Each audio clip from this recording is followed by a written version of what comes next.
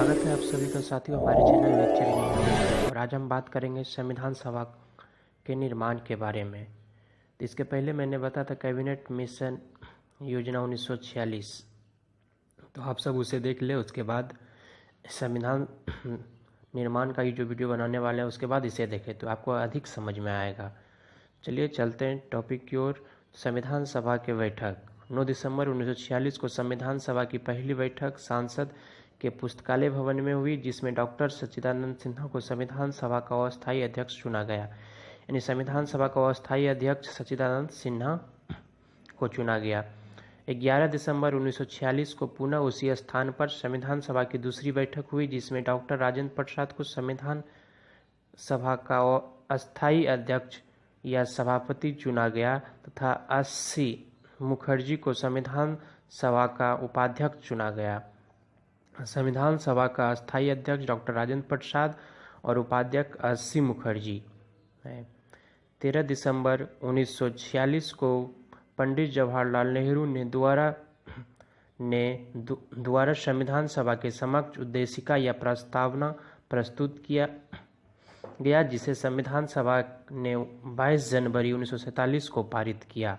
प्रस्तावना में प्रस्तुत होने के साथ ही विधिवत संविधान निर्माण का कार्य प्रारंभ हो गया। दोस्तों एक बार फिर, अस्थायी अध्यक्ष सच्चिदानंद सिन्हा, अस्थायी अध्यक्ष डॉक्टर राजेंद्र प्रसाद और उपाध्यक्ष अस्सी मुखर्जी।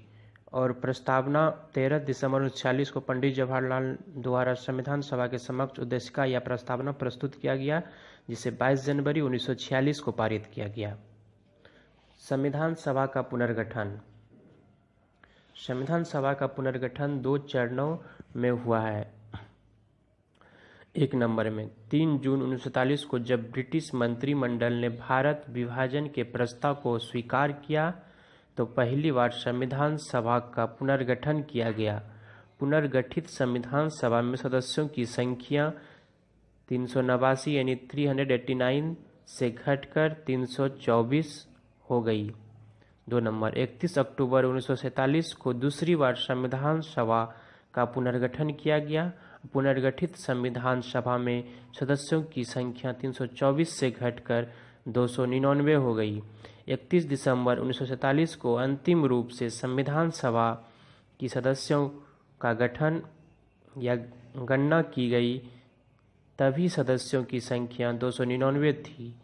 299 में से 299 स्थान प्रांत का, 70 स्थान देशी रियासत को यह पुनर्गठित संविधान का अंतिम आंकड़ा था। पुनर्गठित संविधान का अंतिम आंकड़ा 299 में से 299 स्थान प्रांत को और 70 स्थान देशी रियासत को यह था। संविधान सभा की समिति। संविधान सभा ने संविधान निर्माण के कार्य को आसान बनाने के उद्देश्य से अलग अलग विषय पर समितियां गठित की, परंतु उनमें से सबसे महत्वपूर्ण समिति प्रारूप या मसौदा समिति थी।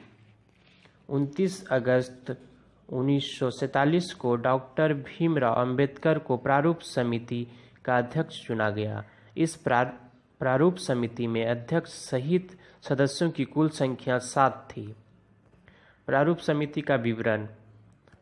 1 नंबर में डॉक्टर भीमराव अंबेडकर अध्यक्ष, एन गोपाल स्वामी अयंगर, अल्लादी कृष्ण अय्यर, के एम मूर्ति, सैयद मोहम्मद सादुल्ला, एन माधवराव या बी एल मित्र के स्थान पर टी कृष्णामाचारी, डीपी खेतान के स्थान पर। कुछ अन्य महत्वपूर्ण समिति। संघ संविधान समिति, पंडित जवाहरलाल नेहरू इसके अध्यक्ष थे। संघ शक्ति समिति के अध्यक्ष पंडित जवाहरलाल नेहरू। प्रांतीय संविधान समिति के अध्यक्ष सरदार वल्लभ भाई पटेल। मूल अधिकार एवं अल्पसंख्यक समिति के अध्यक्ष सरदार वल्लभ भाई पटेल। संचालन समिति के अध्यक्ष डॉक्टर राजेंद्र प्रसाद। नियम प्रक्रिया समिति के अध्यक्ष डॉक्टर राजेंद्र प्रसाद।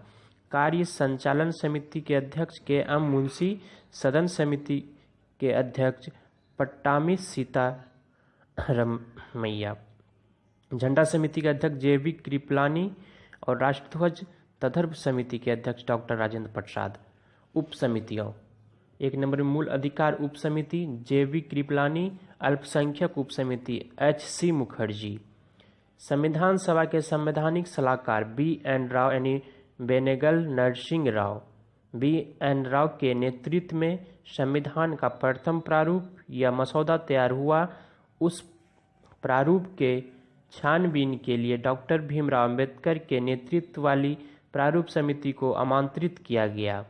प्रारूप समिति ने इस प्रारूप के छानबीन के पश्चात संविधान का अंतिम प्रारूप या मसौदा जारी किया।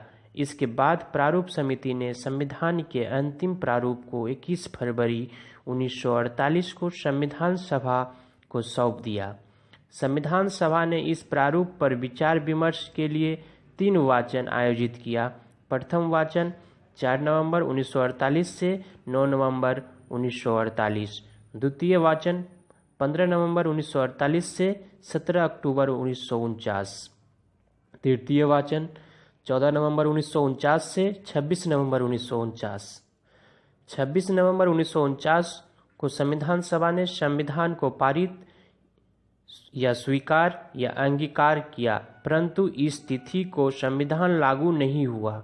संविधान लागू करने के लिए आगामी 26 जनवरी को तिथि निर्धारित की गई, क्योंकि 26 जनवरी 1930 को ही लाहौर के रावी नदी के तट पर प्रथम स्वतंत्रता दिवस मनाया गया था। इसलिए 26 जनवरी 1950 को संविधान लागू करने का प्रावधान किया गया, परंतु 26 नवंबर 1949 से ही नागरिकता निर्वाचन एवं सांसद से जुड़े 15 अनुच्छेद को प्रभावी लागू कर दिया गया, जबकि शेष सारे अनुच्छेद 26 जनवरी 1950 से लागू हुआ। 15 अनुच्छेद को 26 नवंबर 1949 से ही लागू कर दिया गया था। संविधान के निर्माण में कुल 2 वर्ष 11 माह 18 दिन लगे। संविधान निर्माण पर लगभग 64 लाख रुपये खर्च हुए। संविधान सभा की कुल 11 अधिवेशन तथा 114 दिन या दिवस की बैठक हुई। संविधान सभा की अंतिम बैठक 24 जनवरी 1950 को हुई। इस बैठक में 284 सदस्यों ने अंतिम रूप से संविधान पर हस्ताक्षर किया। इसी तिथि को डॉक्टर राजेंद्र प्रसाद को भारत का राष्ट्रपति चुना गया। इनके नाम का प्रस्ताव पंडित जवाहरलाल नेहरू ने किया, जबकि इसका समर्थन सरदार वल्लभ भाई पटेल ने किया। इसी तिथि को संविधान संसद के रूप में परिवर्तित कर दिया गया और यह अंतरिम संसद तब तक कार्य करती रही जब तक कि 1952 में संसद का गठन न हो गया। 26 जनवरी 1950 को संविधान लागू हो गया। इस तिथि को संविधान की प्रवर्तन तिथि कहा जाता है। इसी तिथि को भारत गणतंत्र दिवस घोषित हुआ। गणतंत्र वह व्यवस्था है जहां राष्ट्रपति राष्ट्राध्यक्ष के पद के लिए चुनाव होता है। भारत में गणतंत्र है, लेकिन ब्रिटेन में गणतंत्र नहीं है, क्योंकि वहां राष्ट्रपति के पद का निर्धारण वंशानुगत तरीके से होता है। मूल संविधान में 22 भाग, 395 अनुच्छेद तथा 8 अनुसूची थी। समान प्रावधान को अनुच्छेद में तथा वशिष्ठ प्रावधान को अनुसूची में रखा गया। समान प्रावधान को अनुच्छेद में तथा वशिष्ठ प्रावधान को अनुसूची में रखा गया। वर्तमान समय में संविधान में मूलतः 22 भाग है। वर्तमान समय में संविधान में मूलतः 395 अनुच्छेद है, लेकिन उप अनुच्छेदों सहित अनुच्छेदों की संख्या 444 2008 के अनुसार और 448 सुभाष कश्यप और 461 DD बसु और 465 M लक्ष्मीकांत बुक के द्वारा है। वर्तमान समय में अनुसूचियों की संख्या 8 से बढ़कर 12 हो गई है, जो कि 9वीं अनुसूची 1951 में जोड़ी गई और 10वीं अनुसूची 1985 में जोड़ी गई और 11वीं अनुसूची 1993 में जोड़ी गई। 12वीं अनुसूची 1993 में ही जोड़ी गई। थैंक यू दोस्तों, आज तक इतना ही। इसके बाद में आपके लिए और भी वीडियो अवेलेबल कराऊंगा। अगर आपको मेरा वीडियो अच्छा लगे तो लाइक एवं सब्सक्राइब आप ज़रूर करें। स्वागत है आप सभी का साथियों हमारे चैनल में।